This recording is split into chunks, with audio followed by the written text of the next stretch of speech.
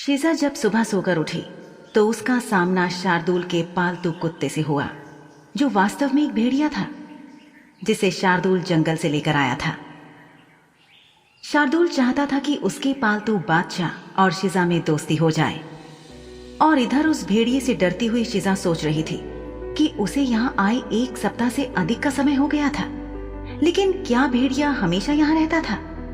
और अगर हाँ, तो शीजा को इसका एहसास क्यों नहीं हुआ? ये सच नहीं हो सकता, उसने मन ही मन सोचा। इतने बड़े भेड़िए को इतने दिनों में एक बार भी ना देख पाने वाला शख्स यकीनन अंधा ही होगा।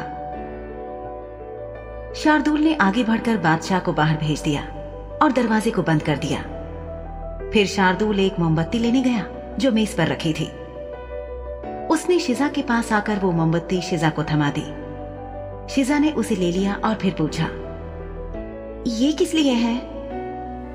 कल रात मिराज ने जो कहा उसके मुताबिक तुम चुड़ैल हो, और मेरे पास चुड़ैलों के बारे में जो ज्ञान है उसके मुताबिक तुम काली चुड़ैल नहीं हो सकती हो, वरना अब तक तुम अपने असली रंग दिखा चुकी होती। मैं कोई चुड़ैल या डायन नहीं हूं, शीजा ने तल्खी के साथ ये जवाब दिया। उसे गुस्सा आ रहा था। शार्दुल उसे किसी जमात में मिलाने की कोशिश कर रहा था जो वो नहीं थी, और ये बात उसे बिल्कुल भी पसंद नहीं थी।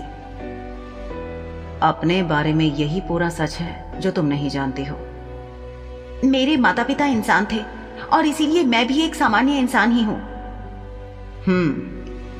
तुम्हारी माँ एक इंसान थी जो बीमारी से मर गई थी, और मेरी माँ भी, इसलिए मेरी संवेदना तुम्हारे साथ है।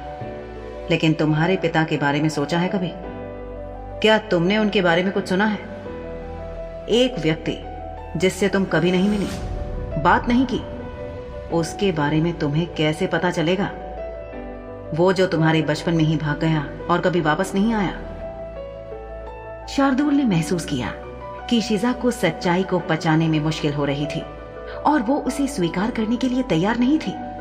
शार्दुल ने उससे कहा, एक तरल औषधि जो काली चुड़ैलों द्वारा बनाई गई हो, उसे निरस्त नहीं किया जा सकता है। सोचो कि एक सफेद चुड़ैल के जादुई गुण उस शीशी के अंदर तक कैसे पहुंच गए थे, जबकि अभी तो तुमने बाहर से ही उसे छुआ था। शीजा के पास इस बात का कोई जवाब नहीं था। वो केवल इतना जानती थी कि वो एक इंसान थी, ना कि किसी तरह की चुड़ैल या डायन। वो सफेद चुड़ैलों के बारे में कुछ नहीं जानती थी, लेकिन उसे इनका हिस्सा बनना पसंद नहीं था। शार्दुल उसके सामने बैठ गया और बोला, तुम चुड़ैलों के बारे में क्या सोचती हो? कि वे नीच और बहुत क्रूर हैं। शार्दुल इस बात को समझ रहा था कि शीजा जहां से आई थी वहां एक भी सफेद चुड़ैल नहीं रहती थी, और अगर भूले भटके से कोई सफेद चुड़ैल थी भी तो वो छुप कर रहती थी। किसी भी गांव के लोग इस बात और फर्क को समझना नहीं चाहते थे कि वे सफेद और काली चुड़ैलें अलग अलग विशेषताओं और स्वभाव वाली 2 अलग अलग प्राणी थी। लोगों ने बुरी चीजों को ज्यादा प्रमुखता से उजागर करके दर्ज किया, जिससे अच्छी चुड़ैलों के लिए संभावना कम हो गई थी। जिनके बारे में तुम बात कर रही हो वो काली चुड़ैलें हैं। मुझे पता है। तुमको पता होना चाहिए कि सफेद चुड़ैलें अच्छी होती हैं, जो बड़े मकसद के लिए मददगार साबित होती हैं। तुम्हें क्या बात परेशान कर रही है? शीजा को अपने शब्दों को चुपचाप इकट्ठा करने में कुछ समय लगा। फिर वो बोली, मैं किसी गांव या कस्बे के बीचों बीच जिंदा जलाई जाना नहीं चाहती। शीजा की धूसर कत्थई आंखें अपने ठीक सामने गहरी लाल आंखों को चिंता से देख रही थी। शीजा की आंखों के आगे बीता वक्त मंडराने लगा। उसे जैसे कुछ याद आ रहा था जो उसने अपनी आंखों से देखा था। एक याद जो फिर से जाग उठी थी। ये लगभग 2 साल पहले की बात थी। श्यामला और आसपास के गांव और शहरों में लगातार 2 सप्ताह तक बारिश नहीं हुई थी। साल में एक बार ऐसा समय आता था जब बारिश कुछ हफ्तों के लिए पूरी तरह रुक जाती थी। उन दिनों में शीजा काम की तलाश में 2 गांव की यात्रा कर रही थी, क्योंकि उसे अपनी मां को ठीक से सहारा देना शुरू करना था। उनके अपने गांव के लोग शीजा की मां और शीजा को कोई सम्मान या सहारा नहीं देते थे, और इसीलिए बाकी लोगों की तुलना में उनके लिए पैसे कमाना और अपना घर चलाना ज्यादा मुश्किल था। घोड़ा गाड़ी के किराए के लिए अपने बचाए हुए सिक्कों के साथ शिजा उस गांव की यात्रा कर रही थी जिसमें रंगमंच था। शिजा ने दोपहर का खाना खाने के लिए अवकाश लिया था। बाजार में टहलते हुए वो केवल अपनी भूख मिटाने के लिए एक रोटी चाहती थी। इसी बीच वो एक स्त्री और एक पुरुष से टकरा गई जिन्हें एक डंडे से रस्सियों द्वारा बांधा गया था। उस गांव के एक आदमी ने अपने हाथ में एक जलती हुई लकड़ी पकड़ रखी थी। उसने भीड़ को बताया कि वो आदमी और औरत भाई बहन थे और चुड़ैल थे। ये सुनकर कुछ देर के लिए शिजा भ्रमित हो गई थी, लेकिन जितना अधिक उसने सुना उतना ही उसे पता चला कि चुड़ैलों के खिलाफ लोगों में कितनी नफरत भरी हुई थी। जो औरत बंधी हुई थी वो रो रो कर कह रही थी, मैं एक सफेद चुड़ैल हूं। लेकिन किसी पर कोई असर नहीं हुआ। इस बात से उसके आजाद होने और उन लोगों से बचने की कोई उम्मीद पैदा नहीं हुई। इससे कोई फर्क नहीं पड़ता कि कोई व्यक्ति काली चुड़ैल था या सफेद चुड़ैल। जनता का फैसला उन्हें जलाने का ही होता था। शिजा ये नहीं जानती थी कि उस भेद में कौन क्या था, कैसा था, लेकिन उस समय गांव वाले अपने उस काम से शिजा को बहुत बुरे लग रहे थे। किसी जिंदा प्राणी को बिना किसी ठोस कारण के जला देना या सिर्फ इसलिए जला देना कि उनकी पहचान आपको मालूम हो गई है, ये गलत था। इससे पता चलता है कि लोग कितने संकीर्ण दिमाग वाले और जाहिल थे। फिर शिजा ने लोगों को उन पर मिट्टी का तेल डालते हुए देखा था। वही मिट्टी का तेल जो रात के अंधेरे समय में लालटेन जलाने के लिए इस्तेमाल किया जाता था। महिला बिलख कर रो रही थी। उसके भाई ने जनता से एक शब्द भी नहीं कहा था, लेकिन उसने अपनी बहन से कुछ कहा और उसने रोना बंद कर दिया। अपने गांव के लोगों की हरकतों के बाद इस गांव के लोगों की जहालत देखकर शिजा का इंसानियत पर से भरोसा ही उठ गया था। मैंने अपनी इन्हीं आंखों से एक बहन और भाई को जलते देखा, लेकिन मैं इसे अंत तक नहीं देख सकी। ये मेरे लिए बहुत ज्यादा था शाह साहब। मुझे लगता है कि ये मेरे आसपास के अन्य लोगों को उतना भयावह नहीं लगा था, क्योंकि शायद ये वहां एक आम बात थी। तब मुझे एहसास हुआ कि इस पूरे इलाके में चुड़ैल शब्द का इस्तेमाल सिर्फ महिलाओं के लिए ही नहीं किया जाता था। क्या वो याद तुम्हें डराती है? नहीं, लेकिन कोई भी अपने साथ वैसा होते देखना नहीं चाहेगा। कौन चाहेगा कि उसके भाग्य में वही हो? तुमसे उसी भाग्य को अपनाने के लिए कौन कह रहा है? शार्दुल ने शिजा को अपनी आंखें ऊपर उठाने के लिए कहा। शार्दुल की गहरी लाल आंखें शिजा को गौर से देख रही थीं।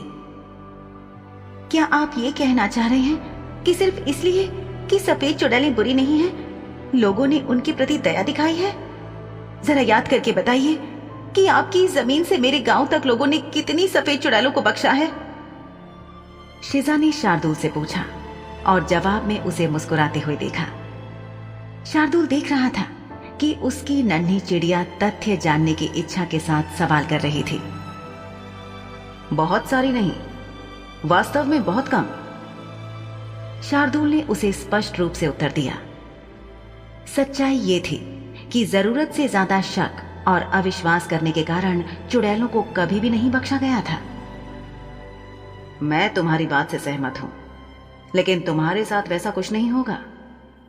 अपनी काली चुड़ैल बहनों के उलट, जो अक्सर दूसरों की परेशानी का कारण बनती है, सफेद चुड़ैलों के बारे में जाना जाता है कि वे दुर्भाग्य नहीं लाती और कभी गलत कामों में नहीं पड़ती।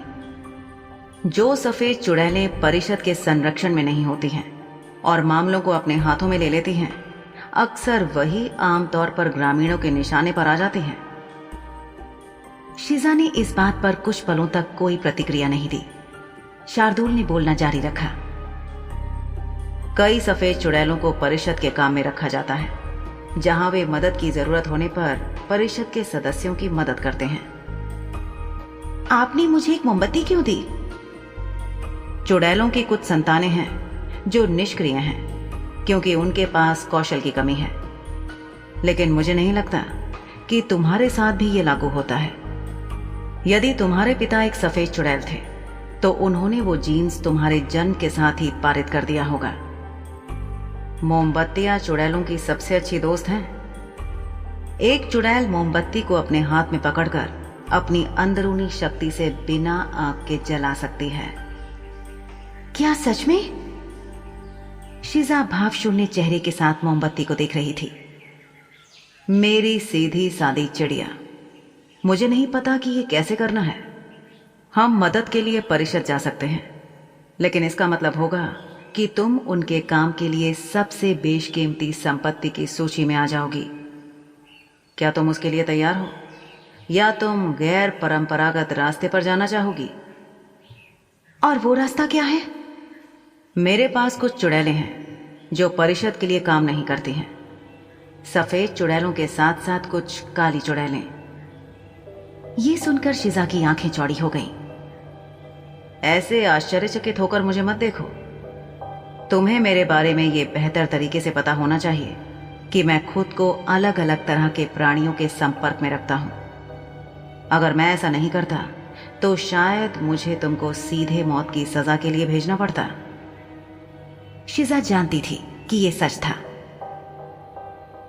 हर बुरा कहे जाने वाला बुरा नहीं होता। सामान्य लोगों के प्रचलित धारणा के उलट कुछ लोग, या यूं कहूं कि प्राणी, ऐसे भी हैं जो अपने बारे में फैली बातों को झूठ साबित करना चाहते हैं। तुम इस मोमबत्ती को क्यों नहीं आजमा के देखती हो? शिजा ने अपने हाथ में पकड़ी मोमबत्ती की ओर घूर कर देखा, लेकिन कुछ नहीं हुआ। उसे अब भी अपने एक सफेद चुड़ैल होने पर संदेह था। उसने शार्दुल को यह कहते हुए सुना, तुम्हारा विश्वास ही तय करता है कि तुम क्या बनते हो और क्या कर सकते हो। पूरे विश्वास के साथ फिर से कोशिश करो शिजा। शिजा और शार्दुल दोनों जमीन पर बैठे थे। एक ने अपने हाथ में मोमबत्ती पकड़ी हुई थी, जबकि दूसरा उसे और मोमबत्ती को देख रहा था। शार्दुल को यकीन था कि शिजा एक निष्क्रिय चुड़ैल नहीं थी। अगर वो निष्क्रिय होती तो उसमें एक काली चुड़ैल की औषधि का असर खत्म करने की क्षमता नहीं होती। उसके छूने से वो खतरनाक औषधि ऐसे बदल गई थी जैसे वो कभी हानिकारक थी ही नहीं। इस बात ने शार्दुल को शिजा के घराने के बारे में सोचने को मजबूर कर दिया। शार्दुल के चचेरे भाई अरमान की मां अपने समय की विख्यात शक्तिशाली सफेद चुड़ैल थी। अपनी मौसी के इलाज के लिए वो भी ऐसी कोई शक्ति नहीं दिखा सकी थी। कई लोग उसे अपने समय की एक महान चुड़ैल मानते थे, क्योंकि वो किसी भी अन्य सफेद चुड़ैल की अपेक्षा ज्यादा ताकत और ज्ञान रखती थी। उनकी मृत्यु दुखद और दर्दनाक थी। अधिकांश लोग जो उनके करीबी थे वो इस खबर से आहत थे, लेकिन कुछ ऐसे भी थे जिन्होंने एक और सफेद चुड़ैल के पतन पर खुशी मनाई थी। अब ये गर्म होने लगी है। क्या उस दिन रंग बदलने से पहले वो शीशी भी गर्म नहीं हुई थी? तुम अभी कैसा महसूस कर रही हो, मुझे बताओ। मुझे नहीं लगता कि कोई बदलाव आया है। पहले ये ठंडी थी और अब ये बदल रही है। ये हर पल के साथ गर्म हो रही है। इसे छोड़ दो। शार्दुल की बात मानते हुए शिजा ने मोमबत्ती को गर्म आलू की तरह अपने हाथों से गिरा दिया। शार्दुल ने शिजा का हाथ अपने हाथों में लिया और उसकी हथेलियों की तपिश को महसूस किया। तुम्हारा हाथ तो काफी गर्म हो गया है। अगर ये सहा नहीं जाए तो तुम रुक सकती हो। क्या? तुम बेहतर जानती हो कि तुम क्या संभाल सकती हो और क्या नहीं। शार्दुल ने अपनी शिजा की हथेली को सहलाना जारी रखा। शिजा को उम्मीद थी कि वो उसका हाथ छोड़ देगा, लेकिन इसके बजाय उसने शिजा की हथेली को सहलाना जारी रखा। किसी अजीब वजह से शार्दुल के हाथ भी गर्म थे।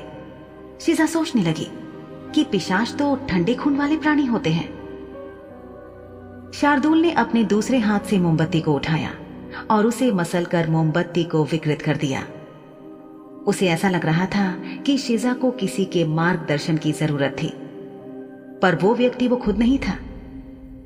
शिजा को अपने वंश के बारे में कोई जानकारी नहीं थी और वो उसे जाने बिना ही अपना जीवन व्यतीत कर रही थी। उसने सोचा कि वो कितनी भाग्यशाली थी कि वो जिस संदिग्ध गांव में रहती थी वहां लोगों की भीड़ द्वारा पकड़ी नहीं गई। शाह साहब, आप इतने गर्म क्यों हो? तो मैं तुम्हें गर्मजोशी वाला व्यक्ति लगता हूं।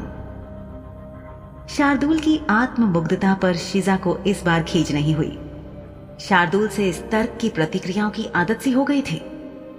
उसके चेहरे पर एक मुस्कान आ गई जिसे उसने छुपाने की भरसक कोशिश की, लेकिन शार्दुल ने उसे पकड़ ही लिया। मेरा मतलब आपके हाथों से था।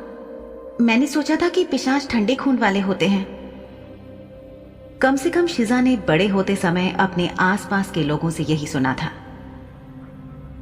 तुम्हारे सवाल सुनकर कभी कभी मेरा मन करता है कि तुम्हें हमारे बीच रहने वाले जीवों के बारे में तफसील से पढ़ाऊं। सामान्य पिशाच और आधे पिशाच यानी इंसान से बने पिशाच ठंडे स्वभाव के होते हैं। उनमें धड़कते हुए दिल नहीं पाए जाते हैं। तो क्या शुद्ध खून वाले पिशाचों का दिल सामान्य पिशाचों और इंसान से पिशाच बने पिशाचों से अलग होता है? क्या ये इंसानों के दिल जैसा ही होता है?